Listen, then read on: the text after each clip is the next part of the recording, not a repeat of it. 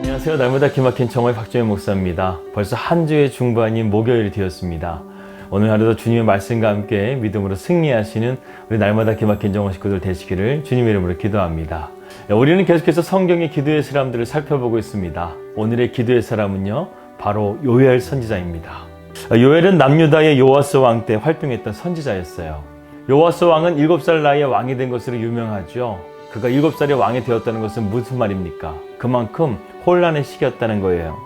자기의 부모와 형제들이 죽임을 당했다는 것이죠.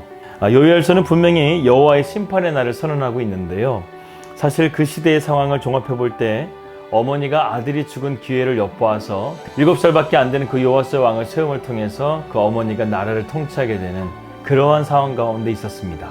이렇게 정세가 어지럽고 또 죄악으로 물들어 버린 이스라엘 백성들을 보면서 하나님께서 가만히 계시는 것이 이상할 정도입니다.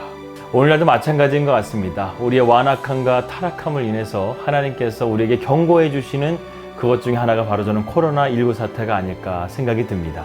사실 따지고 보면 이것은 심판도 아닙니다. 이것은 저는 경고라고 생각이 들어요. 여러분, 하나님의 진짜 심판은요, 얼마나 무서운지 여러분 아십니까? 여러분, 하나님은요, 반드시 우리에게 경고하시고 심판하시는 하나님이세요.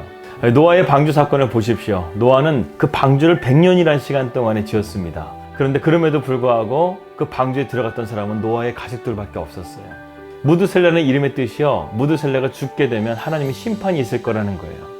그 이름을 통해서도 많은 사람들이 회개하고 하나님께 돌아오기를 원했습니다. 그들은 결국 노아의 심판에서 죽을 수밖에 없는 사람들이 되고 만 것입니다. 저는 이번에 코로나 사태를 보면서요, 우리의 앞날이 앞으로 어떻게 펼쳐질까, 정말 앞이 보이지 않는 세상을 바라보게 되었습니다.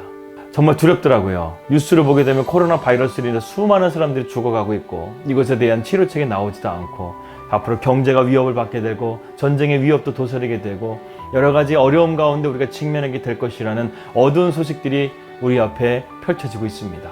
그런데 정말 두려운 것은요, 만약에 주님께서 이 땅 가운데 오신다고 한다면 저는 주님 앞에 칭찬받을 만한 일을 한 것이 있는가 하는 생각이 들더라는 거예요. 무엇보다 목회자로서요, 이것이 가장 두려운 것 중에 하나입니다. 내가 과연 주님 앞에 칭찬받을 사람이 되는가 하는 생각이 드는 거예요. 만약에 그렇지 않다고 한다면요, 이번 코로나 사태를 기점으로 삼아서 다시 한번 내가 주님 앞에 엎드리고 주님의 일을 더욱더 열심히 할 수 있는 그런 주님의 칭찬받는 종이 되기 위해서 열심히 뛰어야 되겠다, 이런 생각을 하게 됩니다.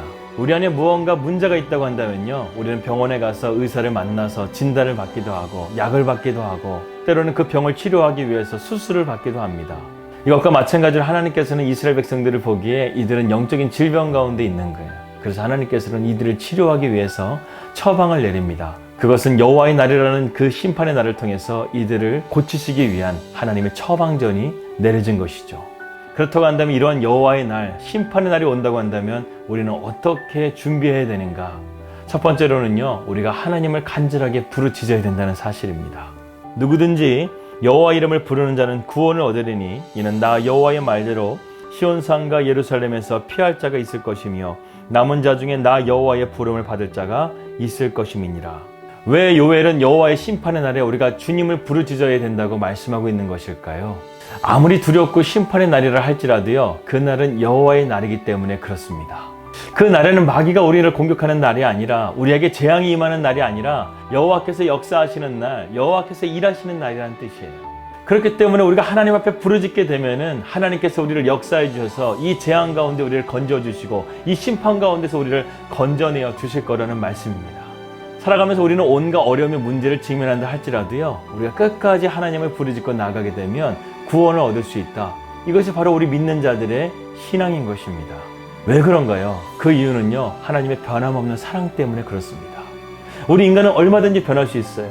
그러나 하나님은 절대로 변하지 않으시면서요, 우리를 사랑하시되 끝까지 사랑하신다는 겁니다.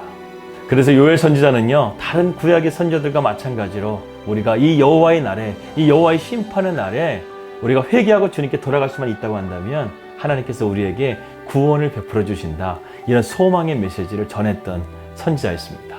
우리가 하나님 앞에 간절하게 부르짖을 수 있다고 한다면, 그런 믿음을 가질 수만 있다고 한다면 하나님은 우리를 두려움에서 건져내어 주시고 우리를 보호하여 주시고 우리를 믿음의 선한 길로 인도하여 주신다는 것입니다. 그래서 하나님께서는요, 우리의 상황이 어떠하든지 먼저 우리가 하나님 앞에 나아오기를 원하시고 계십니다. 이 하나님께 나아가는 자리, 그 자리가 바로 기도의 자리예요. 그래서 우리 삶 가운데 문제가 다가오게 되거나 환난이 찾아오게 되면요, 우리는 자연스럽게 하나님을 찾게 되는 거예요. 하나님 앞에 우리의 시선을 높이 들어서 기도하게 되는 것입니다. 오늘 이 말씀을 절대 잊지 마세요. 누구든지 여호와의 이름, 주님의 이름을 부르는 자에게는 구원이 있다는 사실을 기억하시고 언제든지 주님을 찾을 수 있는 저와 여러분들이 되시기를 주님의 이름으로 기도합니다.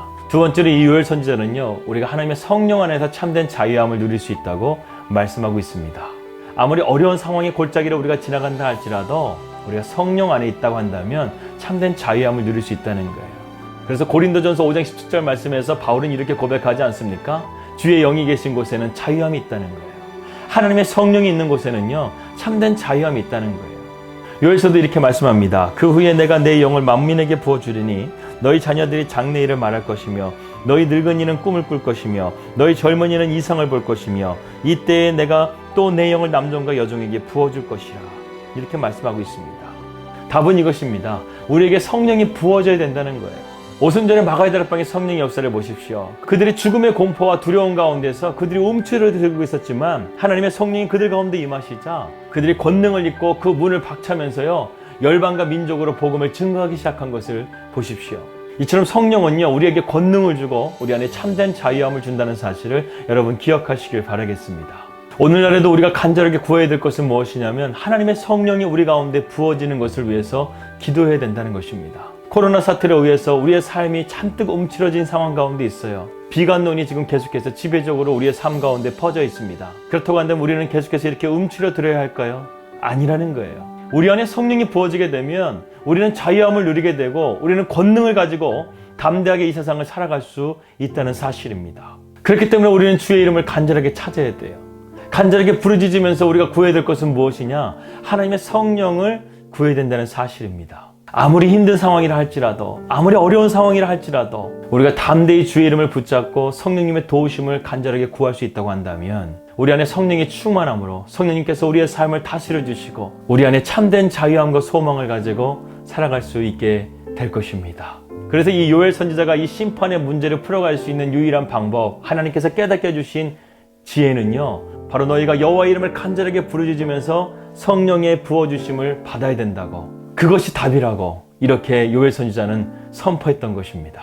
요엘서의 말씀을 보게 되면 하나님의 성령은요, 차별을 두지 않아요. 우리가 주의 이름을 간절하게 찾고 하나님의 성령을 구할 수 있다고 한다면 우리 모두에게 부어주시는 그 성령의 역사가 저와 여러분들의 삶 가운데 놀라운 기적으로 나타날 줄을 믿습니다.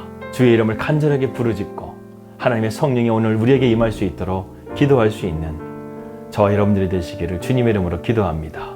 지금은 우리는 어두운 시대를 지나가고 있습니다. 그 가운데서 하나님의 심판이 속히 다가오는 것은 아닌가 하는 두려움과 염려 가운데 우리는 살아가고 있습니다. 코로나 사태를 통해서 우리는 그러한 하나님의 경고의 메시지를 보게 됩니다. 하나님, 우리가 여호와의 날이 언제 올지 모르지만 우리는 기름을 준비한 다섯처녀처럼 준비해야 될 줄 믿습니다. 우리의 심령을 붙들어 주시옵소서. 주님이 함께 하시면 이 어려움도 돌파할 수 있고 주님이 함께 하시면 우리는 성령 안에서 참된 자유함을 누릴 수가 있음을 깨닫게 하여 주시옵소서. 예수님의 이름으로 기도합니다. 아멘. 오늘 기도 제목입니다. 이곳 유일한 있는 땅 가운데 성령의 새바람이 불 수 있도록 기도해 주시고요. 저희 가정이 믿음 안에서 잘 안착하고 가족들이 모두 건강하고 또 우리가 요엘처럼 하나님의 성령이 부어져서요, 정말로 이 땅 가운데 하나님의 성령 사역할 수 있도록 기도해 주시길 바라겠습니다. 그리고 코로나 바이러스가 하루빨리 끝나서요, 전 세계가 지금 두려움 가운데 있는데 이 두려움이 몰아가고 이것을 기회를 통해서 하나님의 나라가 더욱더 견고하게 세워지고 이 땅의 교회들이 다시금 살아나는 역사가 일어날 수 있도록 기도해 주시길 바라겠습니다. 저희도 우리 날마다 기막힌 정원 식구들을 위해서 늘 기도하고 있습니다. 평안한 하루 되시고요. 저는 내일 뵙도록 하겠습니다. 우리 믿음으로 승리합시다. 할렐루야.